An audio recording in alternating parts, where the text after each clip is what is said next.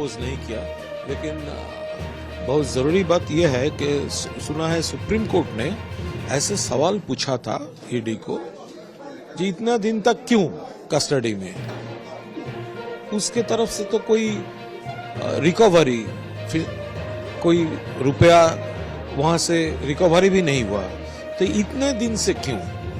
तो supreme court का ये स्टैंड, ये बहुत पावरफुल स्टैंड है, स्ट्रांग स्टैंड है, और बेल भी हो गया।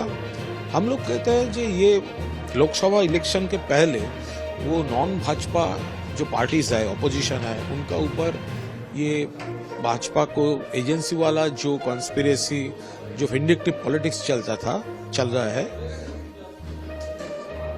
उसका ही पार्ट है ये अरेस्ट, और आज बेल हो गया। मैं उसका स्वागत करती हूं जिस तरीके से सुप्रीम कोर्ट ने ईडी पे को फटकार लगाई है, ईडी से ये तक कहा कि आपके पास कोई कारण नहीं है उनको जेल में रखने का, और फिर उसके चलते उनको जो राहत मिली है उसका मैं स्वागत करती हूं। और फिर से दिखाता है कि भारतीय जनता पार्टी जो भी एजेंसीज हैं उसका दुरुपयोग कर जो भी विपक्ष के नेता हैं जिनकी आवाज़ है, जिन्होंने बीजेपी को घेरने का काम किया है, उनको पॉलिटिकली अरेस्ट कर रही है। अब संजय सिंह बाहर वापस निकलेंगे, उनको कोई पॉलिटिकल रोक टोक भी नहीं है कि वो अपना काम कर सकते हैं। तो उम्मीद करती हूँ कि आने वाले समय में जैसे प्रचार शुरू होगा तो संजय सिंह जी अपनी पूरी जिम्मेदारी निभाकर आम आदमी पार्टी का पक्ष जनता के सामने रखेंगे।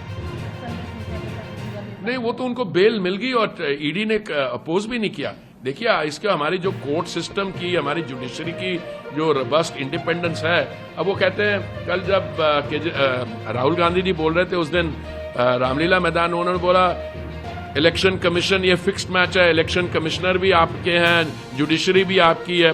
अरे भाई, जुडिशरी हमारी होती तो ये इतनी बढ़िया स्कीम है इलेक्ट्रल बॉन्ड, क्यों उन्होंने उसको नेगेटिव कर दिया। तो ये हमारी डेमोक्रेसी की खासियत है कि हम अगर कोर्ट्स इंडिपेंडेंट है, वो जो भी निर्णय लेंगे, पर ईडी ने अपोज भी नहीं किया।